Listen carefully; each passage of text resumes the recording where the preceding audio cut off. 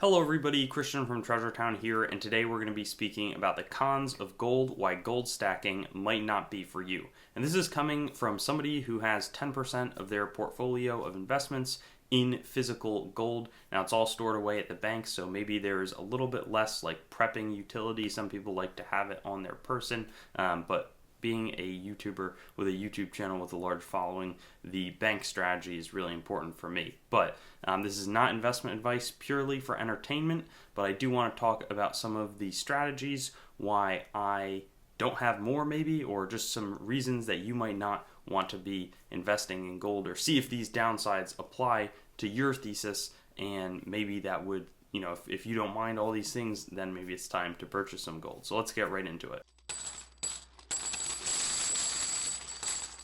All right, so the first I already alluded to, but it's the potential to be robbed. I think it's good to have your gold in physical form. That's just something that I think, based off of not anything conspiracy related, but I think that the physical, like owning the asset and seeing it in your hand from time to time if it's at the bank vault, but is a really cool part of it, and a big reason that I think a lot of people are interested in it. It's not just like a theoretical store of value. It has some utility for like decoration and jewelry purposes. It is a metal after all, but I think that the possibility maybe it could be seized by a bank. It happened in the past, 1933.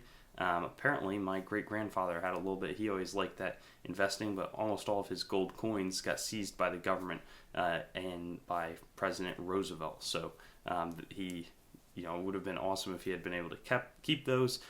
Instead, he had the cash, the cash would have been better invested in gold, let's put it that way, than having been, 10 or 15, or I don't know if it was $100 of gold, not totally sure. But compared in 1933, that was a lot more. So something to think about. A more practical one is that there's a pretty high entry before you get crushed on premiums. So what I mean by that is if you want to go buy like $100 of gold at a time, that's going to be really challenging. And maybe in that case, the paper form or like buying stocks of gold is going to be the best way to go for you. Because if you want the physical stuff, premiums have been tough. I would say the lowest barrier to entry would maybe be some small world gold coins, and those can be acquired at very little over spot often, or a little bit of a markup. But some of like the 10th ounce government bullion gold coins, those have really high premiums at the moment.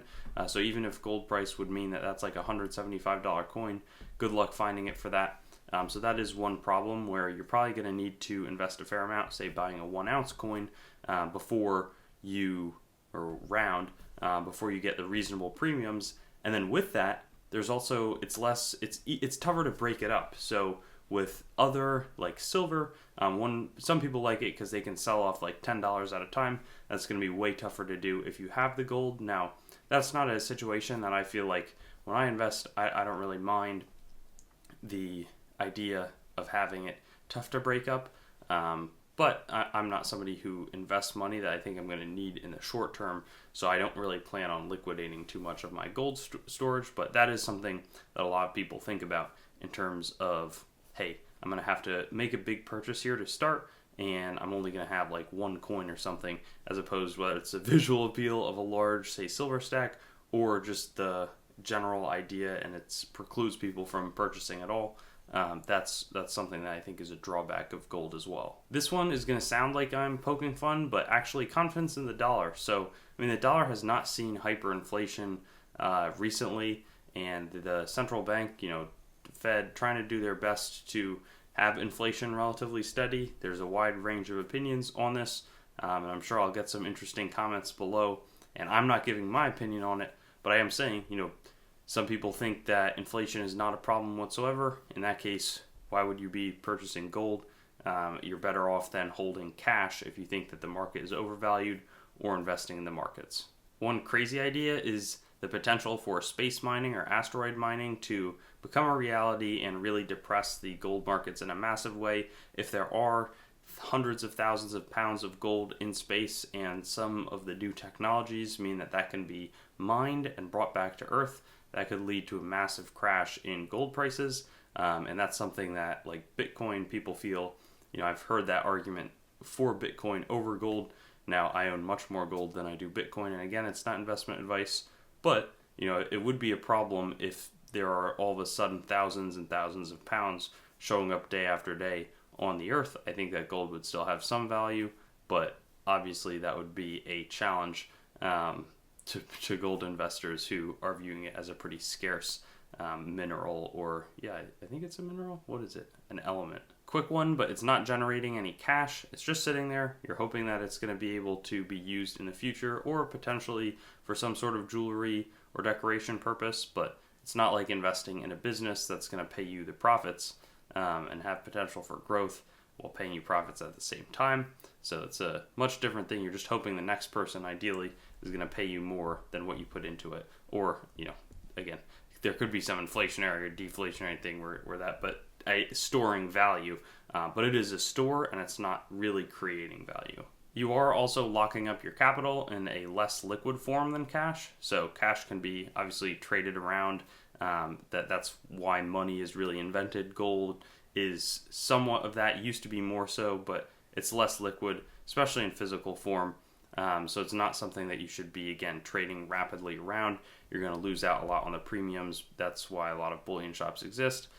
They make their market, and it's not like this can be transferred instantly around the world as legal tender, and there's you can't make it appear. That's why I think, total aside, like a really good gold linked crypto, I think there are some out there, but I don't know how widely they're adopted, could be really neat. Or maybe we'll see like a USD coin in crypto that is gold on the gold standard. But there feels like there could be some government potential to have that not be a good idea. Another quick one, but again, going back to my great-grandfather, it can be seized by the government, so it's unlikely that would happen, but it's been done before, and that's in the United States that's been done. I'm sure it's been done other places as well. There's also an argument that some people think that gold is just sort of being phased out, and it's not really an important thing anymore. It's like for the older generations. Obviously, I'm pretty young. I'm 21 right now, and I have gold holdings. But some people think that things like crypto are really the new wave, and I think that in a market when crypto has been as strong as it has been, it seems like, well, yeah, obviously, and it seems like the only reason people are getting into crypto is because it has gone up, expecting returns in the future. I'm interested in some of the tangential things, like whether it's the DeFi or NFTs or any of that. That stuff interests me, but I feel like the actual value in crypto is very tied to what people think it will be in the future, just because it has done well in the past. I don't know if that makes sense or I'm verbalizing really well, but I'm curious what the actual value of the technologies represented are, and that could be extremely high. But the whole point is, I think some people view gold as just sort of being a legacy thing that's not as relevant in the current world.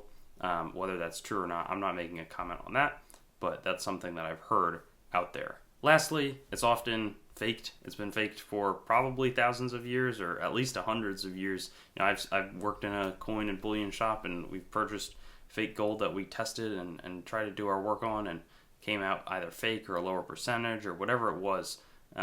This is a material that is often counterfeited, and it takes a good eye. That's why it's important to go with really reputable sources when you're purchasing the gold. If you're able to buy gold at like half the spot price, there is probably some sort of a problem. It's probably not going to be too good to be true. So I try to, when I'm purchasing gold, do it from really, really trusted sources. And it's not like you have to do, it's not like the main bullion websites are probably going to be safe. I'm not saying like everybody out there is going to be counterfeiting. That would be a huge problem for the big companies, but it's smart to be aware that there can be some fakes. So go with a super reputable source and save yourself the hassle and the headache of potentially being burned on a purchase. That would feel really bad. So hope that these are some interesting things for you to think about. I like thinking about them. There's all sorts of different arguments and ideas going on, and I hope that I was able to bring some things to light. Would be curious which of these you feel is the biggest threat to gold, and if you feel like there are any threats that I missed as well. I'm always interested in hearing what you have to say. Thanks for watching the video. I'd encourage you to like, comment, and subscribe to the channel to stay updated. I've also got Facebook, Instagram, and Twitter, so you can follow me there. TreasureTownYT.com is the main channel website. Definitely give that a visit. I've got a lot of information about me up there and the channel. CoinGrabBag.com as well currently redirects there, but it's some good opportunities for very fair grab bags, both made by me and other sellers. A lot of different options, so that's a good way to support. There's also TreasureTownCoins.com. In the future, my coin dealing operation will be done out of that website.